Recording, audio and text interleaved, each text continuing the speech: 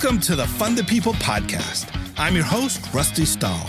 I'm president and CEO of Fund the People, where our mission is to maximize investment in America's nonprofit workforce. We give funders and nonprofits cutting-edge ideas, research, and tools to help drive equity, effectiveness, and endurance in the social sector. So let's start the show. Welcome, everybody, to your Fund the People podcast. I'm your host, Rusty Stahl. On today's installment of our California Voices series, Nonprofit Burnout is real. So is nonprofit wellness. You'll get insights, stories, research, and tools about improving working conditions for community organizers in the Bay Area of California. I have two guests today who are going to share their insights and experiences with us. Geraldine Alcide, and we have Rebecca Gorina. Geraldine is the executive director of Filipino Advocates for Justice, or FAJ. FAJ's mission is to build a strong and empowered Filipino community by organizing constituents, developing leaders, providing services, and advocating for policies that promote social and economic justice and equity. Rebecca is Senior Program Director at All Due Respect, which works for new labor standards that make sure community organizers get a fair wage and a fair shake, because supporting social justice means supporting the people on the front lines. And because All Due Respect and Fund the People are very aligned in our missions and our work, we've partnered over the years in several ways. All Due Respect was a major presenter at the California Talent Justice Summit in 2024 that Fund the People helped to organize. And we've had representatives from All Due Respect on this podcast twice in the past. So welcome to the three-timer club, All Due Respect. Woo! Very rare on this show, but well-earned and well-deserved. I don't have like a silk jacket or anything for you, but we will have to work on that. And we're currently partnering between Fund the People and All Due Respect on a new case study series that kind of links into the content of a toolkit that was published by All Due Respect called the Sustainable Jobs Toolkit. All Due Respect partnered with Staffing the Mission to produce that toolkit, and Staffing the Mission is now a part of Fund the People, as represented by Betsy Leondar Wright. So we'll link to that as well in the show notes. Just wanted to give the listener a bit of context about how Fund the People and All Due Respect connect. So having said all of that, welcome to the show, both of you. Great to be here. Thanks, Rusty. Thank you, Rusty. And Rebecca, so good to see you. You too, Geraldine. It's so nice. I'm really excited to see both of you. Thank you for making time to do this together. The awesome thing is that Filipino Advocates for Justice has been involved in the work with All Due Respect around working conditions for organizers in the Bay Area. And Filipino Advocates for Justice has also done its own deep work on wellness and well-being inside the organization that has then helped the other groups that are involved in this kind of collective effort with All Due Respect. So we're going to try to talk about both of those things here today. A lot of great resources. There's 3 reports that we're going to discuss and share in the show notes as well. So Rebecca, could you give listeners a quick reminder about what is All Due Respect all about and how do you go about your work? Yeah, All Due Respect, which I will refer to as ADR. We're a national research to action effort that's focused on improving working conditions for community organizers.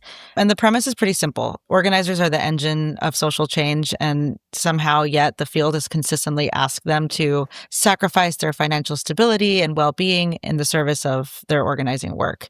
We think that's both unjust and also counterproductive for the movement itself. And we think that you can't build lasting power on the foundation of burnout. So we work across 3 groups: organizers themselves, nonprofit leaders and directors, and funders, because you can't really move the issue without all 3 of those folks at the table. We do research, we convene people, we develop tools like labor standards and compensation benchmarks, and we try to drive field-wide solutions that actually stick. And that's our jam. Nice. That's great. How long have you been at ADR now? Ooh, it's 2026, so 3 years. It's been honestly the best job that I've ever had. I love it here. Wow, that's fantastic. So Geraldine, can you share a brief overview of Filipino Advocates for Justice? When was it founded? What's the mission? And what do you all do? Yes. So Filipino Advocates for Justice, or FAJ for short, we are a grown and sexy organization founded back in 1973. Wow. Older than me. There you go. So we've been here in the Bay Area really as a part of an ecosystem of Asian American organizations who were founded in the civil rights early 70s to really kind of come together at a time when the community was under attack and in growing crisis. So the mission from back then is ringing super true to what we're experiencing today. But what we do is we're a service to organizing organization. We work with elder immigrants, primarily domestic workers and caregivers. We also work with youth who are both in middle school and high school, and with transition age youth or young adults, primarily through a year-long integrated civic engagement program that we run. We're based in Oakland, Chinatown, and have a second office further down in the county, in southern Alameda County in Union City, where it's more suburban. There's smaller cities there in southern Alameda County. So we've been there since the 80s, really kind of learning and developing like a different kind of organizing muscle in the suburbs. Really, like as rents have increased in San Francisco and in Oakland, our population have moved further south for cheaper rent, more affordable housing and opportunities in that way. But just a little bit about what we currently do. We do organize tenants. We organize domestic workers and caregivers, primarily with the California Domestic Worker Coalition and the National Domestic Workers Alliance. Through our civic engagement work, we sit on a few tables with Power California, who focus on youth voters of color, and API's for Civic Empowerment. Force. Yes. Gotta have a good acronym. That's a good one. Yeah. So lots going on. Wow. Yeah. But have been a relied upon, beloved institution since the 70s. And I'm really proud and humbled to be able to steward the organization the last, my goodness, I came back on as executive director in 2017, right as Trump was elected. So almost 10 years, it feels like. But yes, I started at FAJ in 2006 as a programs director, and then took a break and had kids from 2013, and then came back in 2017, really after Trump was elected, going, I've got to do something.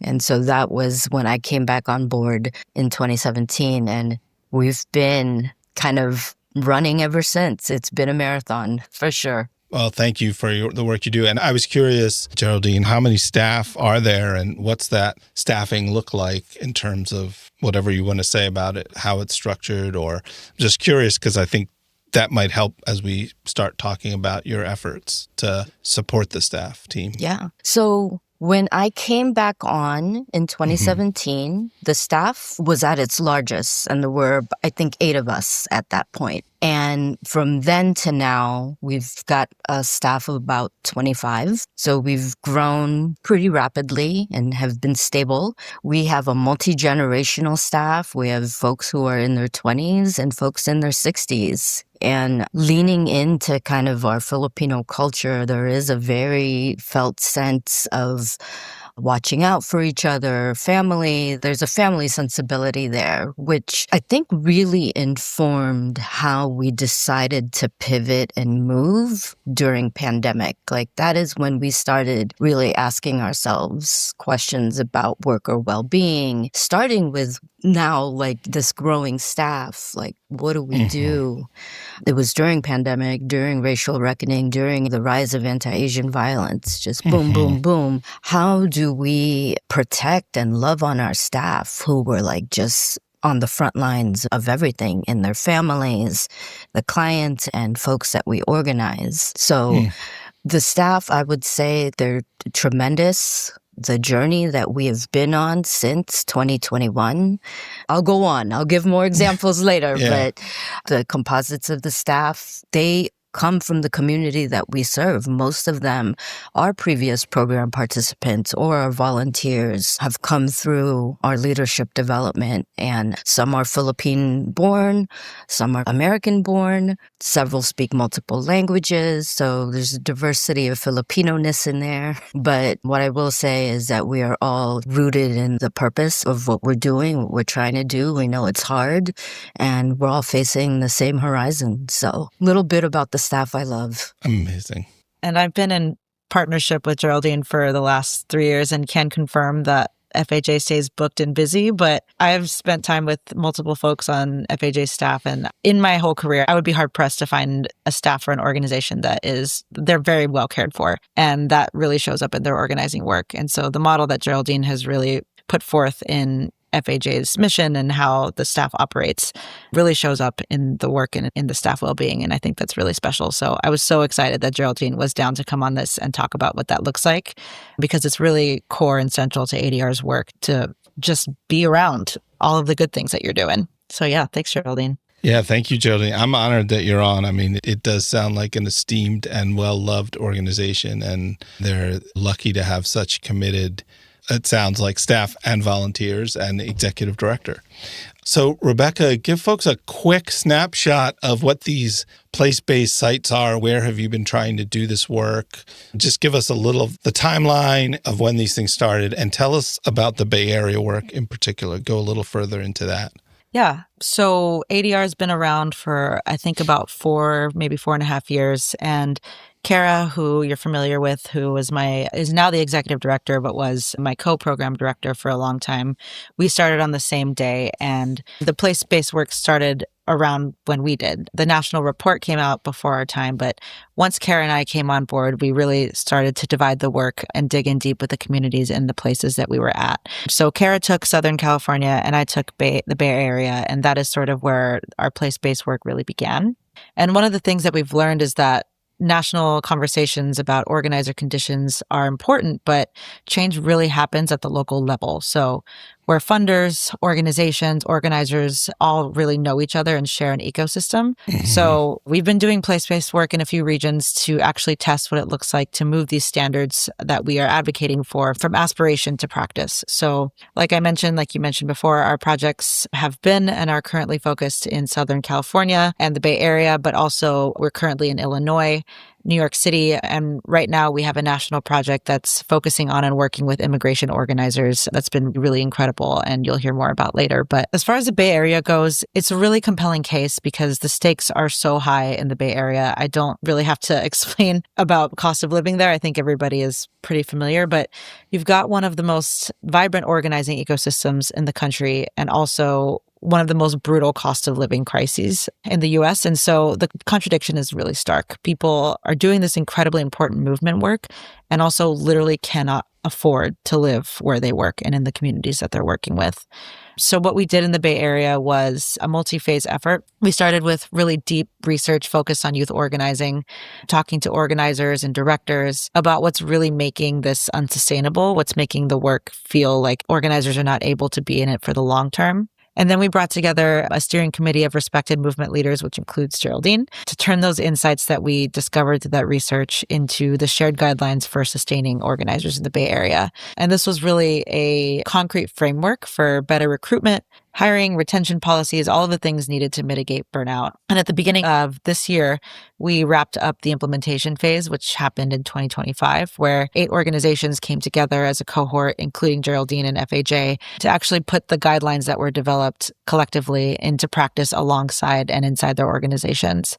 So things like onboarding systems, pay transparency, leadership development pathways, supervision structures. So the real unglamorous infrastructure work, but obviously it matters enormously. And so it was really an incredible project. And it's been an incredible project. I say this because I hope it continues in another capacity, but to really be intentional about sitting down with these orgs and looking deep inside the structure and the sort of policies that are impacting the organizers, which then impact the programs, which impact the organization, and then go on further to affect the whole ecosystem. Right.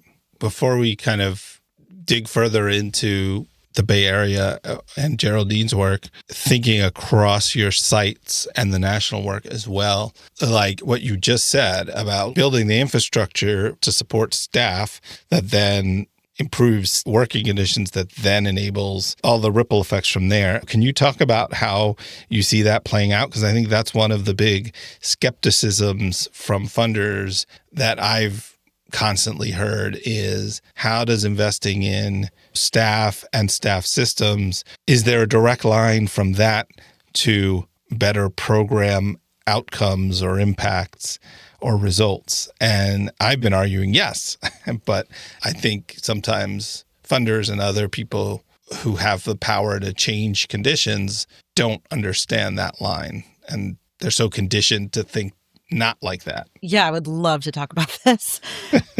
It's such an important question, and I think it really gets at something that the field often dances around. The truth is, you can't separate organizer working conditions from how philanthropy funds this work.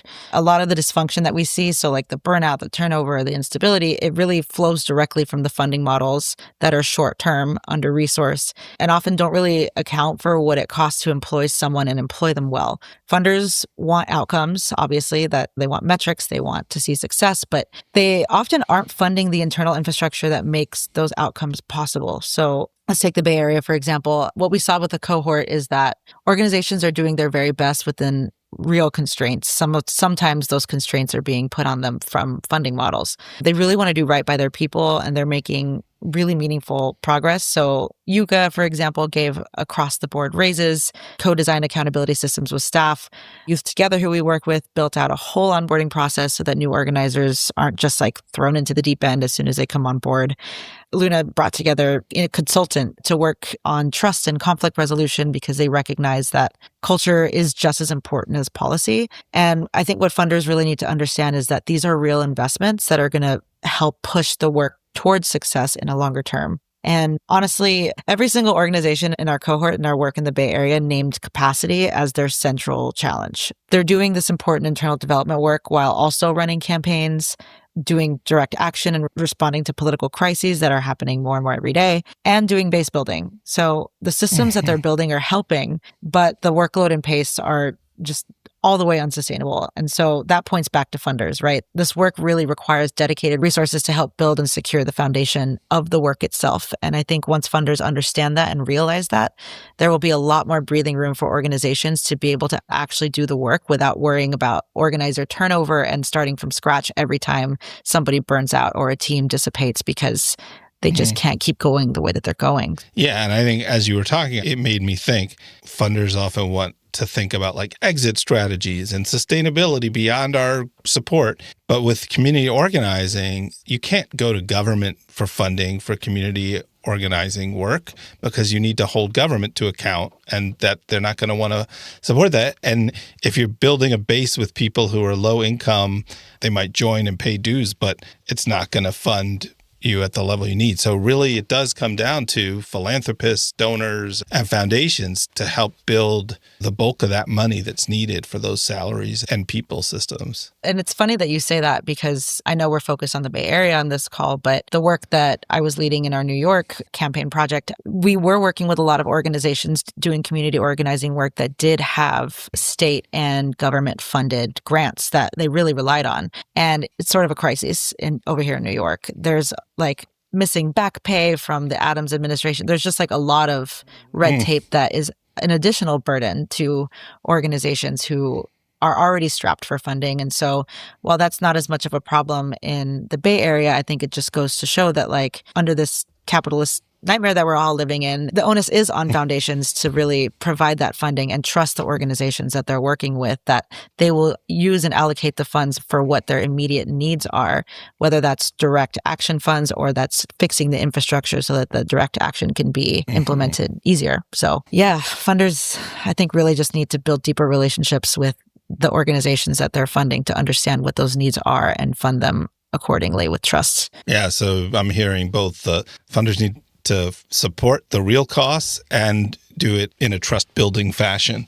And those two kind of go hand in hand as well. All right, Geraldine. So we all know that community organizing groups are notoriously hardworking, overworked, underpaid, and really focused on the community members and the member leaders of the organization rather than their own needs as a staff. And that bleeds into culture, it bleeds into the funding, it bleeds into all these different issues we're talking about. So tell us about the organizational culture and staff habits at Filipino Advocates for Justice. And you have a long experience with the place in different roles and before and after the pandemic and the well-being journey that you kind of referred to before. So I'd love to hear about what it was like when you came in and how have you seen that evolve and change, if at all, over this period? Yeah. So first of all, I think for us, it's important to understand that even though organizing isn't in your title, what a lot of our people do, even as like direct service providers, is organizing. They're there for like the one-on-one counseling, the problem solving, the referrals, all of that. And so even peeling that back of like, because we see it, like people are like, oh my gosh, I don't want to be an organizer. Like that means too many things. But I'll do in-school counseling or whatnot. So being a part of ADR has really helped like our staff realize even though organizing isn't in the title, it's in our DNA. And back to the question real quick that you asked about turnover, there is a true cost to turnover. If you are training staff every year over year, like you can only move your work so far. With strong retention, like we see staff organizers who are now in year 4 and 5, they're just taking this work to a whole nother level. And they're growing their leadership in the movement. Understanding our organizations as containers for leaders in the movement, every time someone burns out, that retrogrades what we're trying to do in a lot of ways. So the idea of turnover and burnout and retention, that has a true cost. People are just hitting their stride after a year and a half, getting settled into things like organizational culture, getting to know and build those relationships with our community folks. So organizational culture in FAJ, I would say it's understanding that at the heart of what we do, it's recognizing the humanity and like whole people in front of us that we try to organize, whether they're undocumented, they're tenants, they're working 3 jobs, different places in the Bay Area, they have kids, whatever, like we are whole people. And so therefore the piece about trust building and relationship building takes a long time. And like that can't actually be rushed. If we're just numbers driven and we're trying to do that, that's one thing. But the pivot and what we've realized during pandemic was like, we actually have to go deeper and not just be like, we got to get those phone bank IDs or whatever it is we're tracking. And that had to start with treating our staff as whole people. They are so good at caring for everybody outwardly. And it's a cultural thing. Like it's a part of our own like decolonizing journey as Filipinos, as an immigrant myself, but seeing my parents who moved here in like, I would say their mid-40s at this point, with 4 children, having to start from scratch. They were both CPAs in the Philippines, but we're lucky to be bookkeepers here. And like the idea that part of immigrant life is you don't rest. You don't sleep, because every minute that you're awake is an opportunity to earn money to not just feed your family here in the US, but send money back to your relatives in the Philippines. So the programming has been such where it's like you feel guilty, like self-care and those types of things, like wellness are not a thing or wasn't a thing. But understanding that the type of work that we do, and if we actually wanted to impact our community and be able to like be present to serve the community that we come from, we had to also take stock and inventory of how we're treating ourselves, actual tools on how to breathe, nutrition, sleep hygiene, how to like conflict well with other people, like conflict and difficult conversations isn't bad. Whereas culturally, it's like, okay, don't cause any ripples. So this kind of ongoing staff worker well-being wellness journey that we've been taking has been to kind of peel back some of those things. Of course, on a voluntary basis as well, right? Like this isn't something that we mandate across staff, but those who are wanting to take this, we call it our Deep Wellness Project. I can back up and explain a little bit more about that. Understanding that it was a culture shift that needed to be made to understand that we can't continue pouring out of an empty cup. You know, the whole thing about the airplane and the baby and the mask that falls. And what would that actually look like for our organization to focus on the wellness and healing needed for our staff as much as we focus on wellness and healing of our community members. So we have a full write out about that, about lessons learned, the challenges, the things that were surprising to us because we've been watching this now for the last almost 4 years. It's called People Power Movements. It's lessons from FAJ's Deep Wellness Report. But one thing I will lift up is, yes, the worker wellness and well-being. It's one thing to provide massages for the day or do something like a spa day or something like that, or bring in someone to do a one-off.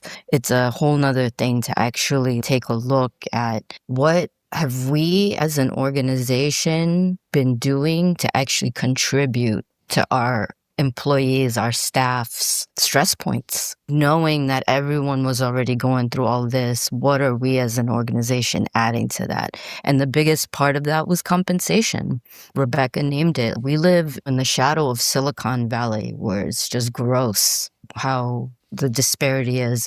And when we were looking at ourselves back in 2021, 2022, I think it was like less than 20% of our staff were even making Bay Area living wages. And so understanding that wellness has to also impact material conditions, we went through an entire compensation overhaul that took a few years to raise our entry level salary by 15.5% twice. Like we had to do this in phases after understanding we've got so much to catch up on just to bring our staff to living wage, let alone get closer to thriving wages.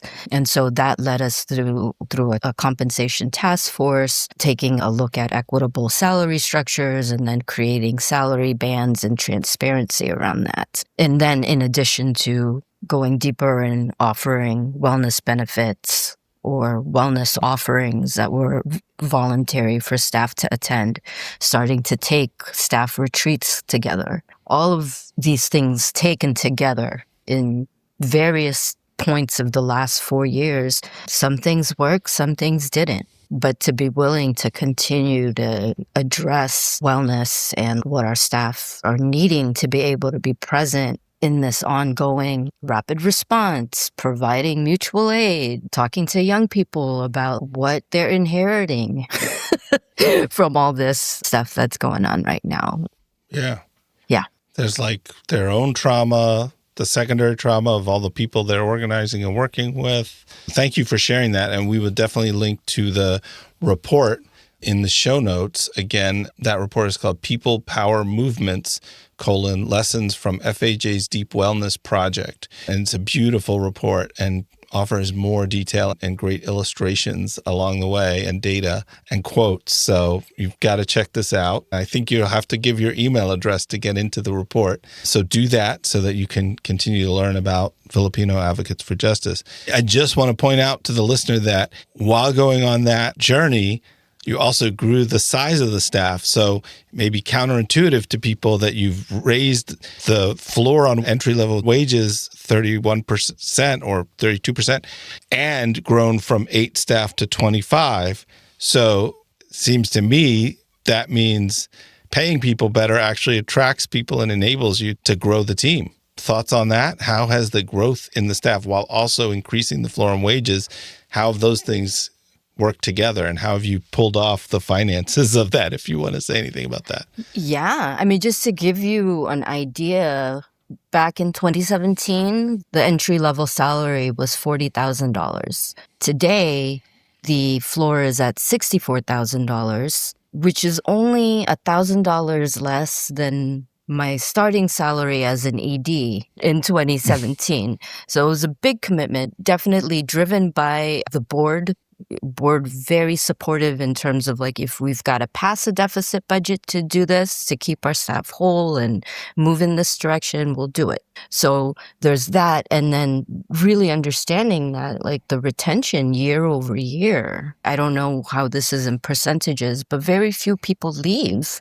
And the folks who are with us have had these long relationships with FAJ. Some of our staff started with us as like high school students or started as like volunteers. And to talk about the idea of sometimes we feel that focusing on healing and wellness is like intention with organizing rigor. It's going to take away from organizing rigor. And it might for a little bit. But what you come back with, keep at it and keep going, you're going to be surprised. Off of this little anecdote, when we started doing like these wellness pivots, our CE team, our civic engagement team, back in 2022, it was midway through our campaign. It was a field campaign that we had in the fall. We got a notice because we were at 7% of our contact goals midway through. I think we ended up ending that campaign at like 65% of our goal. I think we had to give money back, but we were so numbers driven and like just doing everything that we could, and people were burnt out. So fast forward to 3 years later, here in 2025, our field team, we had the highest goal in our coalition. We finished our goal, I think, a week early. We exceeded our goal by 107%. And then out of that, I think our volunteer return rate was like 25%. And then our field team retention rate was 90%. Wow. So they had enough time to even, like in that last week, help out other statewide partners reach their goals. Wow. That's amazing. So I like to say we went from 7% to 107%. Wow. And we attribute that to really being intentional about the wellness work and the idea of like, this work is hard and will burn you out, and that there are appropriate times and exercises and practices that we can put in place that's going to keep us whole. Things to address, like the reality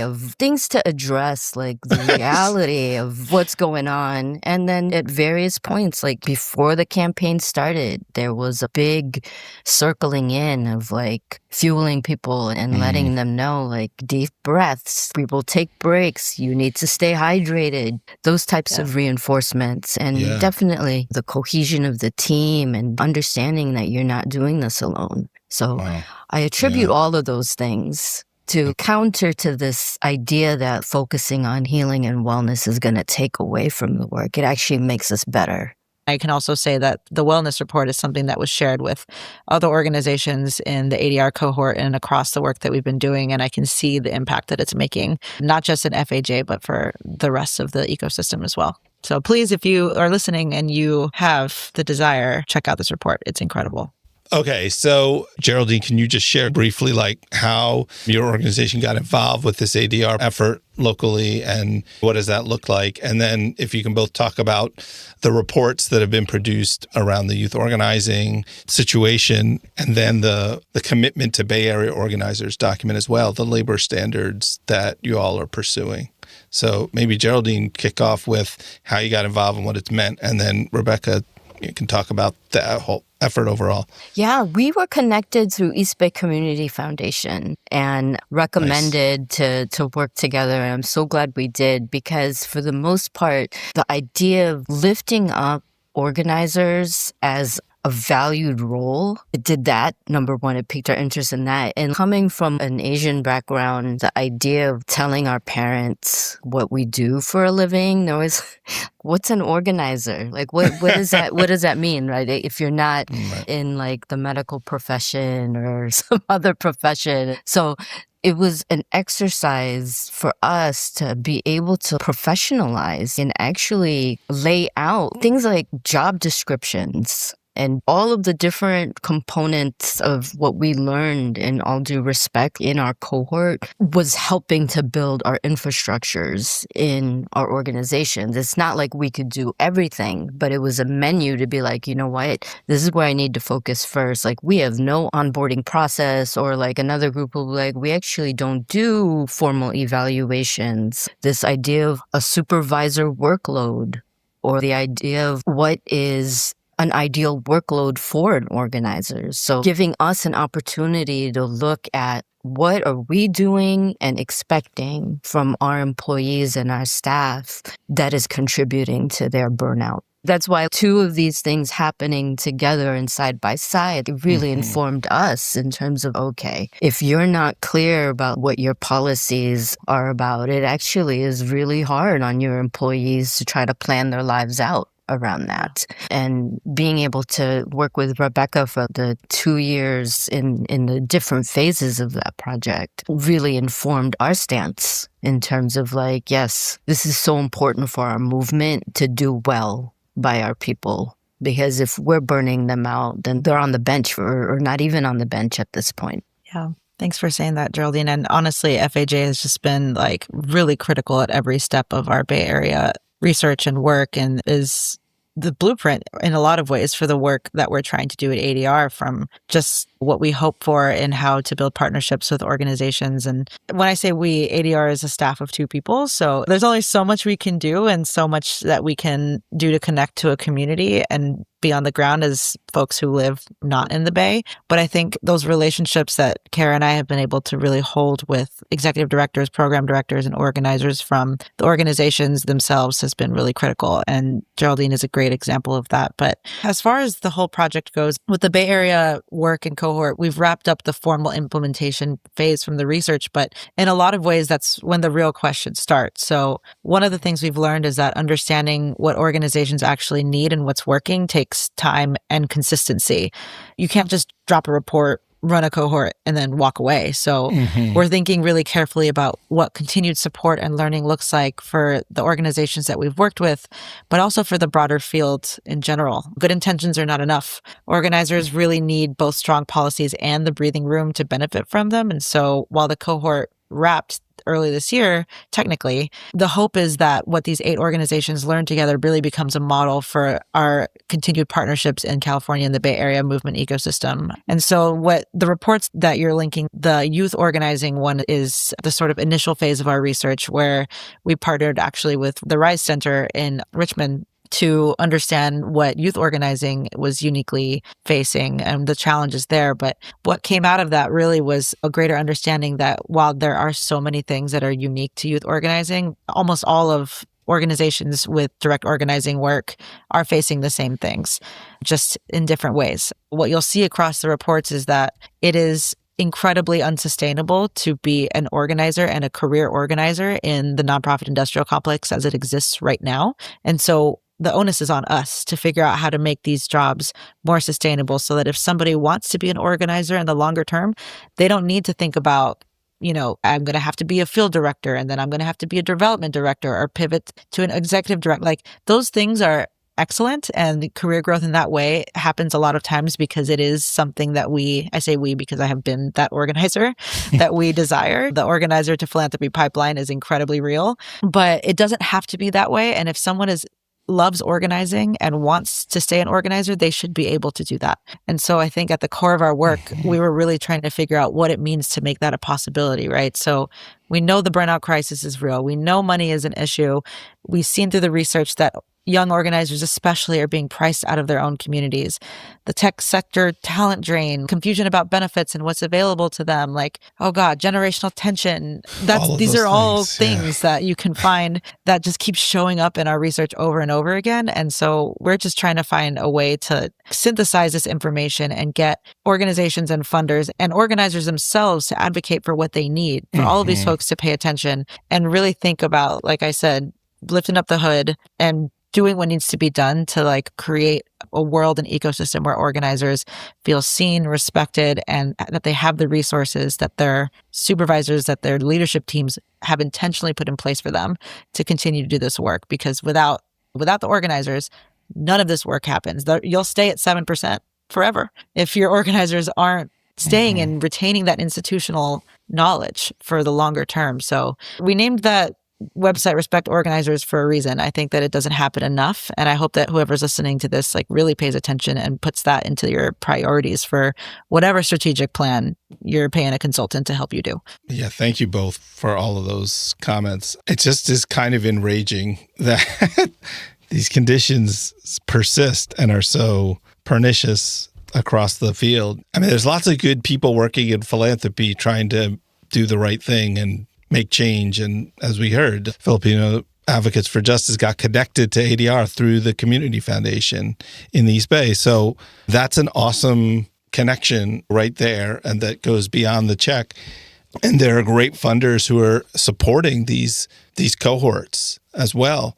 I sat down with folks at Weingart Foundation in LA, and they were raving about this work in the SoCal site. But the hypocrisy that manifests where nonprofits have this value of good jobs and stuff in the community and caring for people, but then are kind of forced to not care for their own staff. And that's what burns people out. It's the perception of hypocrisy. And then you have the same thing with the funders where they want the nonprofit to create good jobs and good conditions in the community, but they fund it in a way that creates poor pay and poor working conditions inside the organization. So we've got to change those things because they diminish the moral standing of philanthropy and nonprofits, and they burn people out. So thank you for the work you're doing to help people create an alternative. A different nonprofit sector is possible, and your work is showing that. So thank you for that. Yeah, thank you. Yeah. All right. Well, we are going to link to lots of things in the show notes. There's the report about youth organizing in the Bay Area. There's a broader report that came out of this work about the standards that the groups are asserting that they want to work toward. So that's really interesting. We'll link to those as well as the deep wellness report from Filipino Advocates for Justice. And then we'll link to the respectorganizers.org website, the other two All Due Respect episodes on this podcast.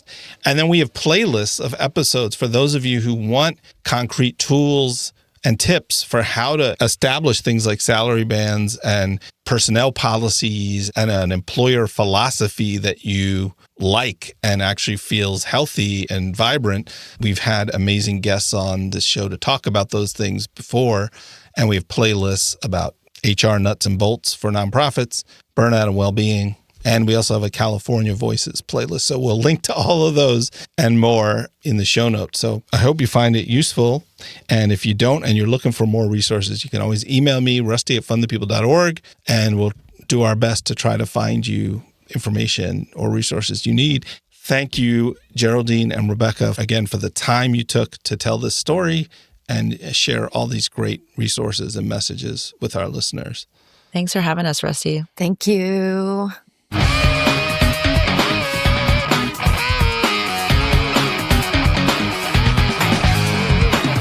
Thanks for listening to the Fund the People podcast.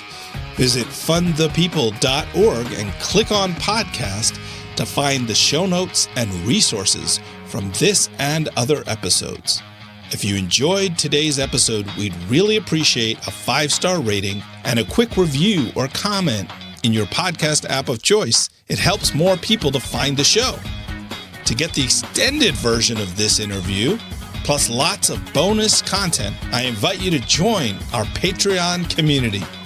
Visit patreon.com/fundthepeople to subscribe today. Thank you for the work you do. Remember to keep your tank full, take care of yourself, and take care of one another.